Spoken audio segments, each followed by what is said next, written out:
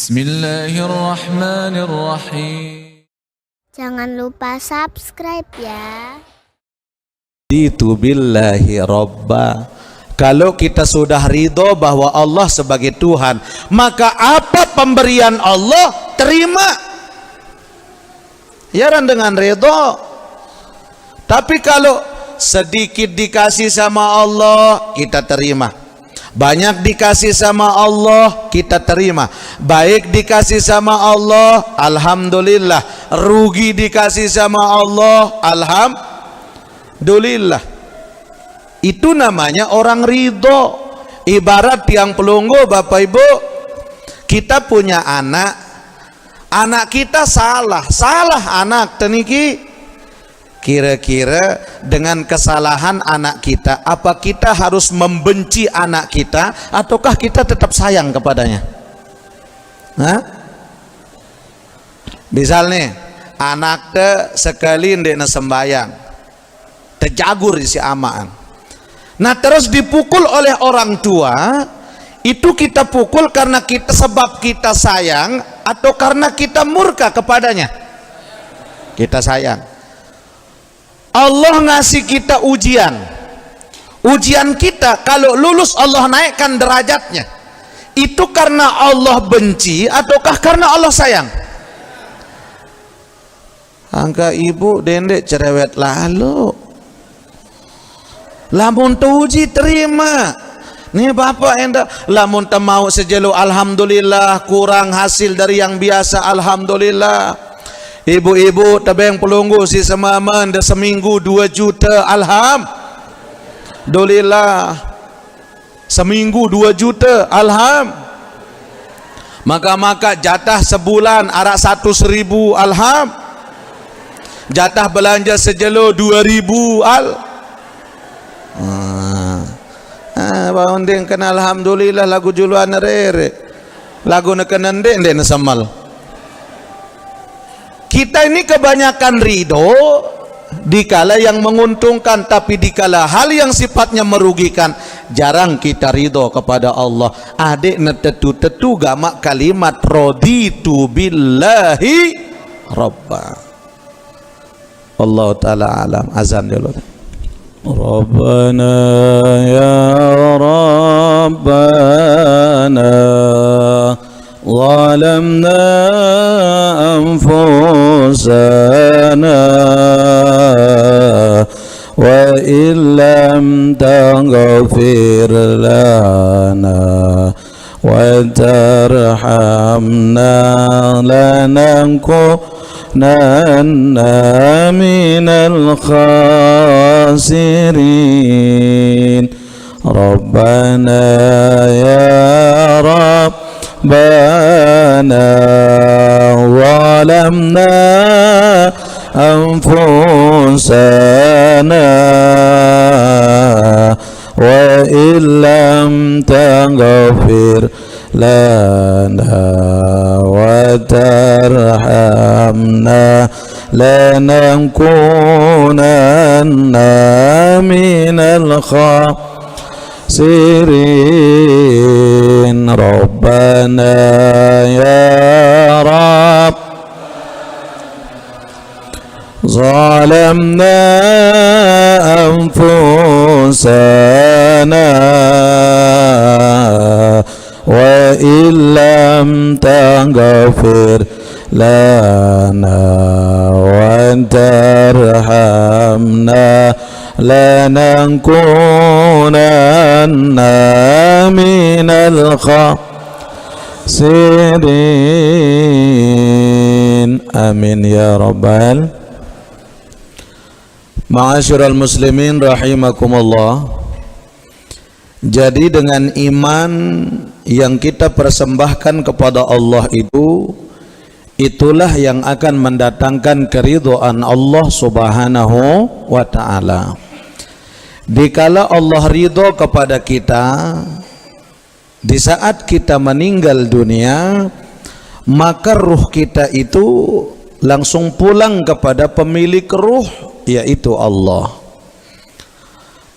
Jasad ini dikala kita sudah mati, jasad ini akan pulang ke tanah.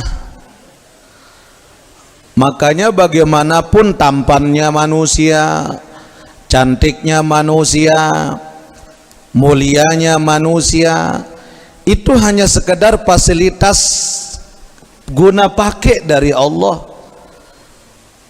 Tapi dikala kita sudah mati, ini jasad pulang ke tanah. Apa yang kita banggakan? Hidung pulang ke tanah, bulu mata sanjeregit alang semendak bercatok-catok, ibu-ibu lalu nyongkol nekuris bayi alis ganti si sepidol merepengkolan sile malum baru. Ini akan pulang ke tanah. Jasad ini dikala kita mati kembalinya ke tanah, karena jasad ini asal tanah. Tapi kalau ruh, dikala kita mati, ruh itu tidak mati. Ruh itu tetap hidup, dia akan pulang kepada pemilik ruh, yaitu Allah. Amal kembali ke kita. Kecil kita punya amal, kecil yang kita dapatkan. Besar kita punya amal, besar yang kita dapatkan. Baik yang kita tanam, baik yang kita dapat. Buruk yang kita tanam, buruk yang kita dapat. Amal itu kembali ke kita. Kapan? Dikala kita sudah mati. Makanya makom ruh itu ada dua. Makom ruh yang pertama adalah ruh yang radiyah. Makom ruh yang kedua adalah ruh yang mardiyah. Mana makom ruh yang radiyah?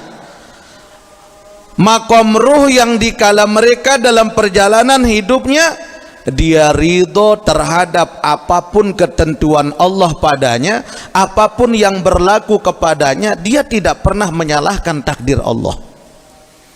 Dia tidak pernah menyalahkan ketentuan Allah.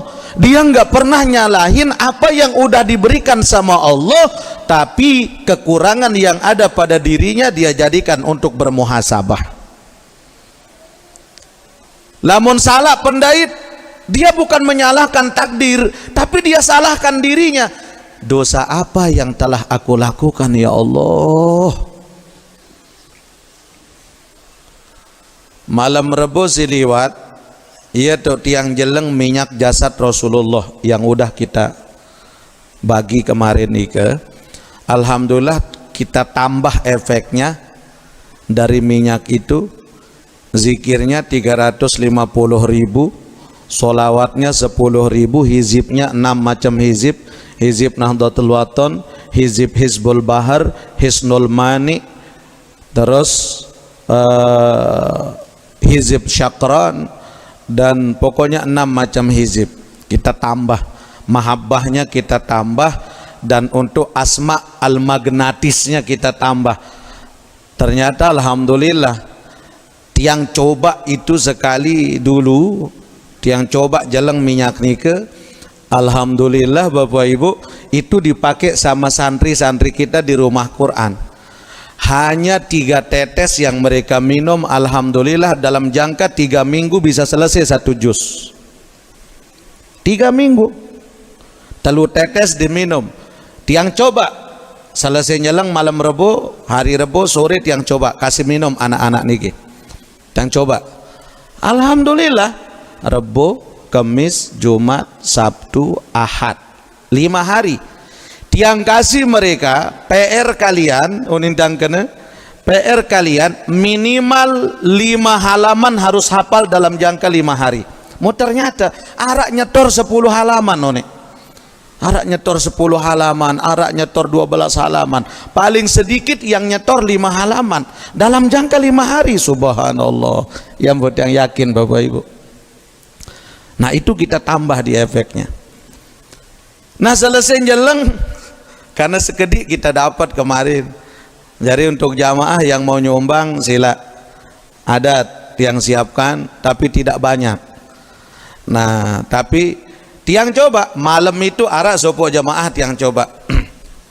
Selesai jalan, pas bagi-bagi kan coba berapa orang jamaah, kelompok zikir, kelompok wirid yang ikut, pada sekecot mau arak sekek jamaah, sekedi mau jamaah saya paling rajin, dia paling rajin, dia paling nurut, dia paling apa, subhanallah, tiang tidak ragu dengan dia. Lagu tiang cobaan, tiang kasih arak sekecot mau apa ini, ternyata ndek nak muni lek julun tiang.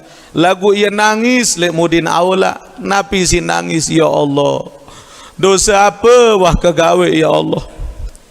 Mau mesak sekedi mau kedebeng minyak si abah. Dosa apa wah kegawe ya Allah, gamak nenek kaji. Lagu alhamdulillah, lamun meniki mau kerja alhamdulillah ya Allah, wah ya rizki aran.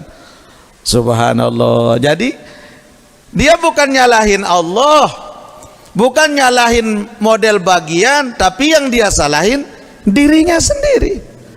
Subhanallah Bapak Ibu. Makanya makom-makom orang-orang yang radiyah ini dan mardiyah itu makomnya ahlul badar. Makomnya ahlul badar, orang-orang pejuang-pejuang badar. Kenapa? Jadi Allah subhanahu wa ta'ala mencintai mereka lebih dari segala-galanya. Dengan lamun wah tercinta, selenge-lenge dengan tercinta, telang ruan lenge. Ibu, bu, meneongkat dengan cerita angsida. Adik, angka mele lalu saya pudin. Padahal kebedeng lain nak jewe terus ruan penampilan bekil of the kumal lo nih tekenan lagu karena ada rasanya, cara rasa cinta. Dia jawab apa? Oh ndek kembe-kembe ti makna bedeng zahir na aran saya pudin. Lagu alhamdulillah aku lebih nenau apa ke dalam daripada tua saya pudin. Dia bela dia meskipun disebut kekurangannya, disebut salahnya, tapi hilang kekurangan itu dengan cinta. Jadi orang-orang yang makomnya radiyah, makomnya mardiyah, hilang dosa-dosanya. Berembe-rembe lu dosa salah wah nagawe. Tapi karena keredoannya kepada Allah dan Allah ridho kepada mereka, Allah tidak hiraukan keburukan-keburukan yang sudah dia lakukan. Allah tidak peduli dengan maksiat yang sudah dia kerjakan. Kenapa? Yang ada adalah Allah cinta kepada mereka. Yang pun terpanggil fadkhuli fi ibadi wadkhuli. Mudahan tamu-tamu lek makom niki, amin. Kalau makom yang kedua, makom yang mardiyah. Mana makom yang mardiyah ini? Tidak hanya mereka ridho kepada Allah, tapi ini dibalik, Allah yang ridho kepada mereka. Allah yang ridho. Ittakhidhi zinataki, kata Allah kepada syurga. Wahai syurga, kata Allah, berhiaslah kamu, berhias. Surga bertanya kepada Allah, ya Rabb, memang siapa yang akan datang? Maka Allah jawab, yang datang kepadamu adalah kekasihku. Orang-orang yang meninggal dalam keadaan radiyatan mardiyah, wadkhuli fi ibadi wadkhuli. Maka dengan apa kita masuk dalam dua makom ini, radiyah, mardiyah? Bagaimana kita bisa masuk dalam dua makom ini? Hanya dalam satu tahapan. Apa? Menjadi insan yang muqarrabin. Jadilah kita menjadi hamba yang belajar untuk mendekat sama Allah. Kita belajar mendekat. Dari pendekatan seorang hamba kepada Allah, dia masuk dalam satu makom ridho. Kalau dia sudah masuk dalam makom keridhoannya, dia ridho kepada Allah, Allah ridho kepada mereka. Dengan sebab muraqabahnya, dia deketin Allah. Apapun yang Allah kasih nggak pernah dia hiraukan, tapi dia lewat apa yang dia lakukan, dia melihat kebesaran Allah yang ada pada dirinya. Dengan apa untuk kita bisa menjadi hamba yang muqarrabin? Dengan dua cara, kata Imam Ibnu Hajar. Dengan dua cara Bapak Ibu. Ini lebih dalam materinya nih tentang kematian ini. Dengan dua cara kita sampai kepada hamba yang muqarrabin. Mana? Yang pertama, menjadi hamba yang mengenal Allah. Untuk jadi orang yang muqarrabin, kenallah Allah dengan sebaik-baik pengenalan. Kadang kita sekedar kenal tapi belum dekat. Pelungguh kan kadang, oh saya ngaji bareh, oh tuan heli peraya nu bedel bontet nu macam, oh tuan nu Buddha, oh nggih kenal dan oh kenal. Kita kan sekedar kenal tapi belum dekat. Maka orang yang betul-betul mengenal Allah tidak sekedar dia kenal, tapi dia dekat.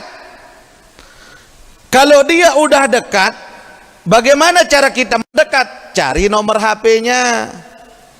Oh, milih undang nalema.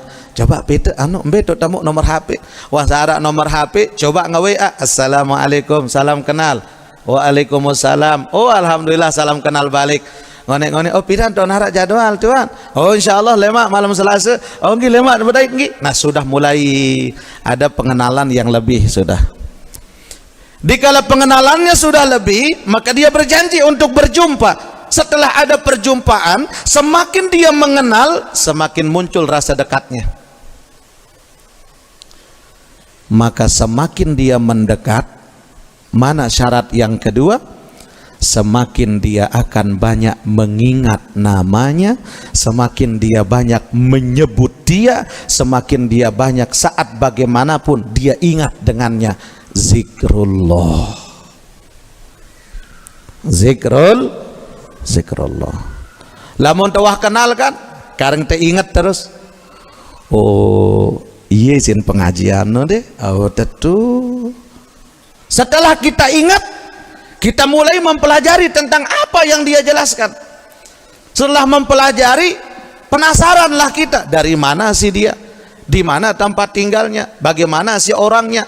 Maka muncul rasa penasaran untuk dia ingin berjumpa. Setelah berjumpa, oh ternyata terkesan baik, maka yang selalu dia ingat adalah orang itu setelah perjumpaannya. Nah sekarang tahapan yang kedua, setelah kita mengenal Allah dengan sebenar-benarnya pengenalan, maka yang kedua, banyaklah menyebut namanya.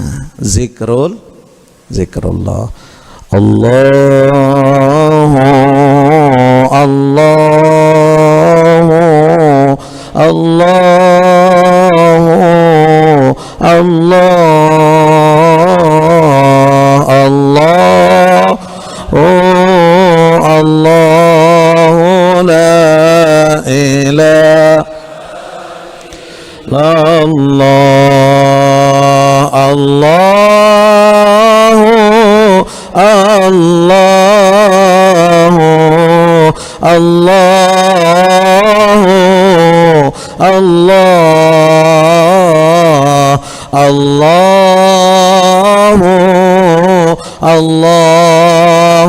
la ilaha illallah.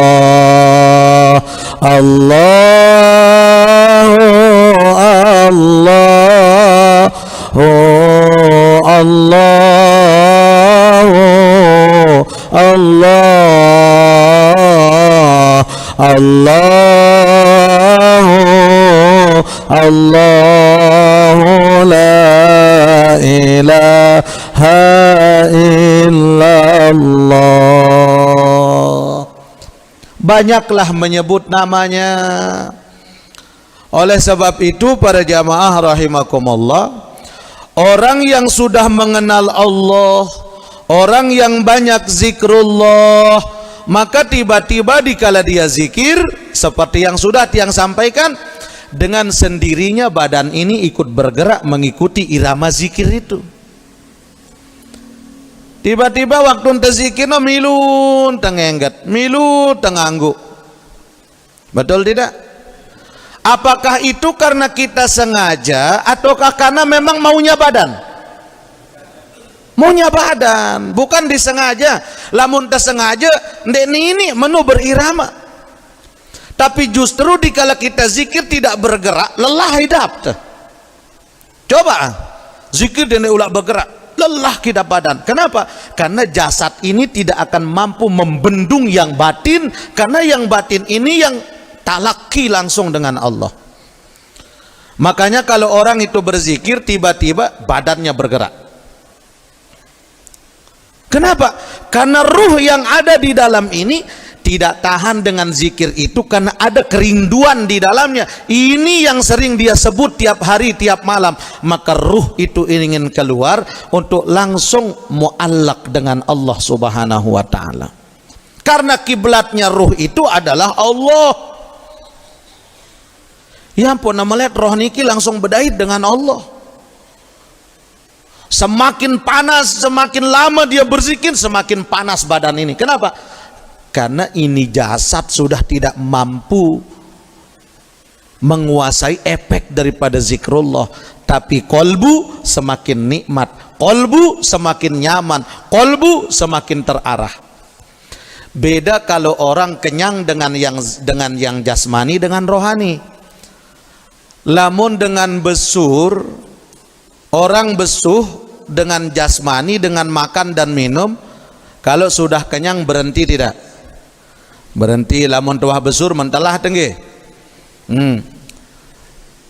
Lagu kemelen jasmani ini kinden ini cukup. Coba perhatian lamun dengan buka puasa. Sendek man buka selapuk belina, selapuk piakna, kolak sepanci, kelepon sepanci, pecel, deman pecel cerorot, deman cerorot apem, si belo si bolet buih pinan. Daka menula munwah tama nasi, ara angan dekal orang cerorot, ara angan dekal orang si lain. Ndara kecuali lamun dengan maksa diri dengan hawa nafsu, SDSB, semono tama semono buih. Cerorot sepanci bi, pecel telu piring ebi, kolak telu manggo ebi. Jarak-jarak bebukan di uras. Ngampok pusat nasib kolak. Iaran dengan benapsu. Jadi kalau makanan zohir sudah kenyang berhenti. Tapi kalau batin ini semakin banyak dikasih efek zikirnya, semakin dia tidak akan pernah mau berhenti. Yuk dengan lamun wah nikmat zikir no ragu ya mentelah. Si nikmat dia punya zikir. Saya mau berhenti tidak, berhenti tidak, mau berhenti nanggung wah kadang nikmat. Dia tidak mau berhenti, waktu wah liwat pada marak tengaji no liwat waktu anu. Cukup? Hah? Nah inilah kalau kita mengisi batin. Kalau orang mengisi batin itu semakin banyak isinya, semakin penasaran dia karena nikmatnya. Makanya Bapak Ibu, ini yang terakhir nih. Dari makom radiyah dan mardiyah kita akan bisa tembus dua makom ini dengan satu cara, menjadi hamba yang muqarrabin. Dengan apa ikhtiar kita untuk menjadi hamba yang muqarrabin? Dengan dua hal. Pertama, kenallah Allah dengan sebaik-baik pengenalan, dan yang kedua, perbanyaklah zikrullah. Yang terakhir Bapak Ibu, dari materi niki kita teringat dengan satu kisah yang luar biasa antara Khalifah Harun ar-Rasyid dengan seorang sufi yang bernama Bukhlul bin Amr. Bukhlul bin Amr, kalau bahasanya kita mun Bukhlul niki jak bahlul wah. Tapi kalau dia membaca Bukhlul saja. Kalau bahlul no kan dengan begeh, dengan botol, bodoh dan tolol. Itu orang bahlul, ente bahlul dengan Arab kan. tapi kita baca Bukhlul saja. Bukhlul bin Amr, atau sering dikenal namanya dengan Bukhlul al-Majnun, bukan Laila Majnun. Bukhlul al-Majnun yang nama aslinya adalah Abu Ibrahim bin Amr. Beliau niki adalah ulama sufi yang terkenal di zaman Khalifah Harun ar-Rasyid, bahkan dikenal saking taatnya marak dengan gila entan ulama niki. Tapi dia seorang sufi. Dia sering menyendiri betona bekedek Bukhlul bin Amr niki, Bukhlul al-Majnun niki, dia sering bekedek lek kubur. Kubur doang lina bekedek. Enggak sinagawe nyapu kubur, meriri kubur doang. Akhirnya dalam satu pemakaman berjumpa Harun ar-Rasyid dengan Bukhlul al-Majnun niki. Apa kata Harun ar-Rasyid? Memancing daripada Bukhlul al-Majnun, karena jarang ngeraos. Untuk dia berbicara dengan orang itu, kalau tidak bermanfaat nggak mau dia bicara. Dia sedikit bicaranya, lagu selalu lamun wah ngeraos taduk doang dengan isin. Maka dipancing oleh Khalifah Harun ar-Rasyid. Di atas kuburan ada orang meninggal, salah seorang meninggal. Apa kata Harun ar-Rasyid? Wahai Bukhlul al-Majnun, kamu ini kok tinggalnya di kubur padahal kamu belum mati. Kapan sih engkau sembuh? Kata Khalifah. Mun basentita piran tau udah sehat. Masa te bilang jelo bilang malam kubur doang tau udah bekedek. Ndek ke demele ule jok bale julu. Kapan sih engkau sembuh dari gilamu? Kata Khalifah.